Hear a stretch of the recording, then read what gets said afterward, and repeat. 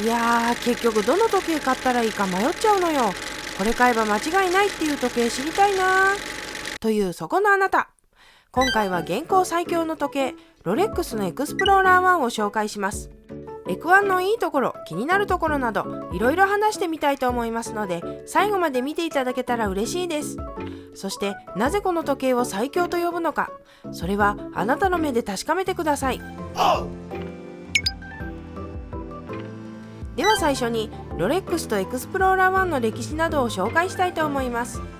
まずはロレックスについて。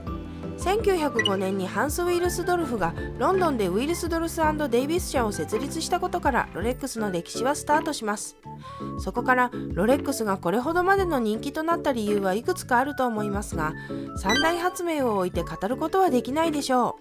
う。ロレックスの三大発明とはオイスターケース、パーペチュアル、デイトジャストのことで、これらによってロレックスは最高峰の実用時計たる地位を確立したと言っても過言ではありません。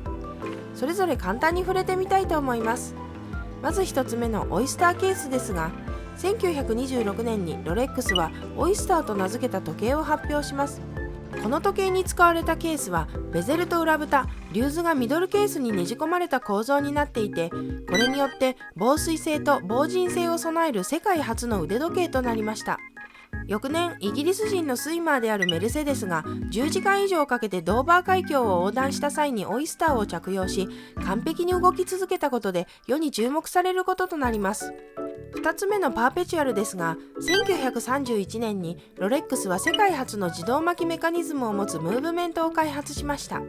このムーブメント、何が世界初かというと、全回転式ローター、つまり360度回転するローターによってゼンマイが巻き上がる機構であるという点です。腕時計はこれまで手巻きが主流でしたが、自動巻きになったことにより、巻き上げの際に水やホコリが侵入するリスクが低減されることになりました。3つ目はデイトジャストです。デイトジャストといえば、日付表示が午前0時に切り替わるという機構でおなじみですが、デイトジャストが発表された1945年当初は午前0時に向かって少しずつ日付が変わる仕様だったそうです。当時はむしろポインターデートが主流だったため、3時位置に小窓で日付を表示するというのが画期的でした。ちなみに現在のように日付が瞬時に切り替わる仕様になったのは1955年頃と言われています。この3つの機構は今となってはどれもなくてはならないもので、それがロレックスによって発明されたというのは、ロレックスがいかに実用性を重視して時計を開発していたのかがよくわかるのではないかと思います。しかもこれだけではなくて、ロレックスは1910年に腕時計として初めてクロノメーターの公式証明書を獲得します。正確に時を刻むという時計として当たり前に求められることも、ロレックスは高い水準で実現してきたということです。ちなみにですが、ロレックスは財団法人なんです。なので株式会社のように情報公開の義務がなく、生産本数でさえ公表されていないんです。こんなにもメジャーなブランドなのにめちゃくちゃ謎に包まれているというのもロレックスの魅力の一つなのかもしれません。では次にエクスプローラー1について。エクスプローラー1は1953年に誕生したモデルで、ロレックスのもう一つの人気モデルサブマリーナーも同年に誕生しています。当時は第二次世界大戦後の探検ブームであり、ロレックスの時計は世界で最も過酷で辺境の場所に挑戦する遠征に使用されていました。ニュージーランド出身の登山家エドモンド・ヒラリーとネパール人シェルパのテンジン・ノルゲイがエベレストの初登頂を果たした際にロレックスの時計が提供されていたんです。そしてこの登頂成功をたたえ、探検家を意味するエクスプローラーが誕生したわけです。エクスプローラーの最大の特徴は視認性を最大限考慮したデザインでしょう。シンプルなデザインに夜光塗料が施された針とインデックスは、過酷な環境下であっても素早く時間を読み取れるようになっています。まさにエクスプローラーという名にふさわしい時計だと思います。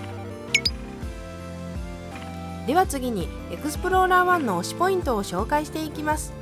まずは先ほどもご紹介した秀逸なデザイン。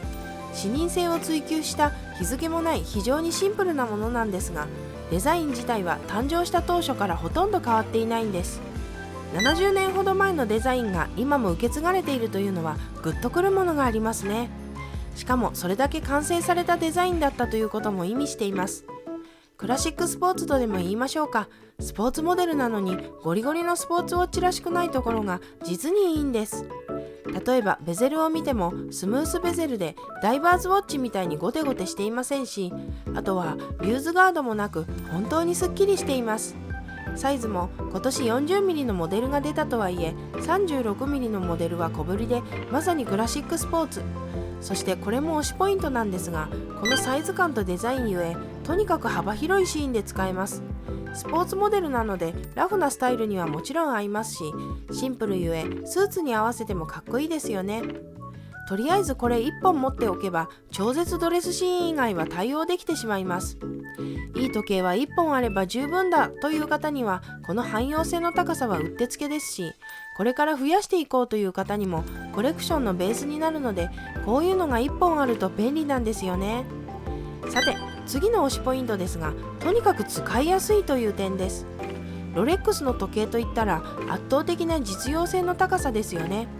精度、対衝撃性能、対峙性能、パワーリザーブ、どれも高水準なんですよ。その秘密はムーブメントにあります。現行のエクスプローラー1には2020年に発表されたキャリバー3230が搭載されています。このムーブメントがすんごいことになっているわけですが、いくつか紹介すると、まずはこのヒゲゼンマイ、ブルーパラクロムヘアスプリングというんですが、これに使われている素材がすごくて衝撃からの復元力が高く、標準的なヒゲゼンマイと比べて10倍の対衝撃性を持っています。さらに対峙性にも優れていて温度変化にも強いので高精度が出やすいものになっています。そしてこの脱震器、クロナジンエスケープメントというんですが、軽量化や歯型が見直されたことにより動作効率が 15% 向上しています。こういったことなどによってパワーリザーブが70時間に延長されているんですが、これまでのものが48時間でしたからかなり長くなっています。さらにニッケルリン合金を使っているので対峙性にも優れています。またパラフレックスという天保を衝撃から守る耐震装置が使われていて対衝撃性が向上しています。そして精度に関してはロレックスは2015年からロレックス高精度クロノメーターという独自の基準を定めています。これは平均日差がマイナス2からプラス2秒以内という基準なんですが、どれくらいすごいかというと、一般的なクロノメーターの基準がマイナス4からプラス6秒ですから2倍くらい厳しい基準になっているんです。とにかくすごいスペックのムーブメントが使われているわけです。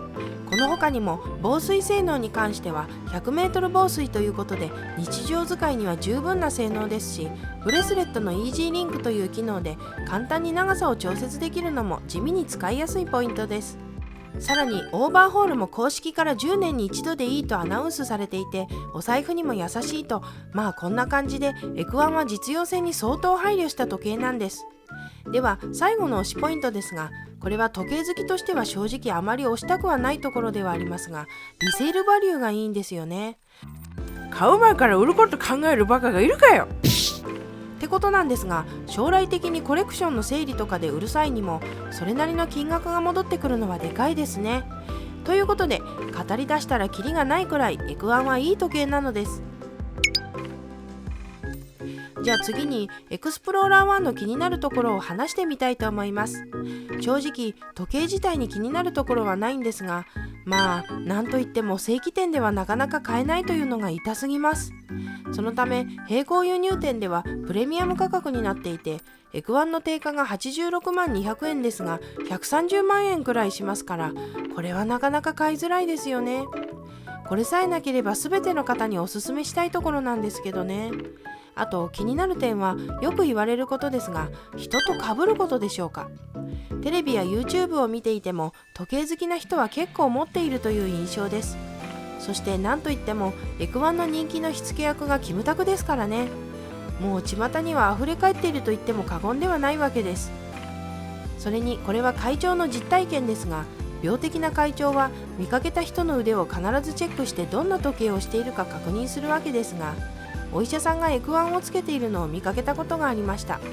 なかなか機械式時計をつけている人を見かけない中でしっかりエクワンは登場してくるので、皆さんもそれなりに見かけたことあるのではないでしょうか。特に身近な人が使っていると被って買いづらいので、ある意味人気者の宿命かもしれませんが、そういう欠点はありますね。というか逆に言えばそういう欠点しかないわけです。結論、エクワンおすすめなんだわ。ということでエクスプローラー1いかがだったでしょうか。冒頭でエクワン最強説を唱えていましたが、エクワンはデザインよし機能よしの資格なし最強時計ということを感じていただけたのではないでしょうか。正直会長は最初の1本買うとしたらカルティエのサントス・ドゥ・カルティエかこのエクワンだと思います。海外の方の動画でこの2つを比較しているものなんかもありましたので、世界共通でこの2本はおすすめだと思います。では最後までご視聴いただきありがとうございました。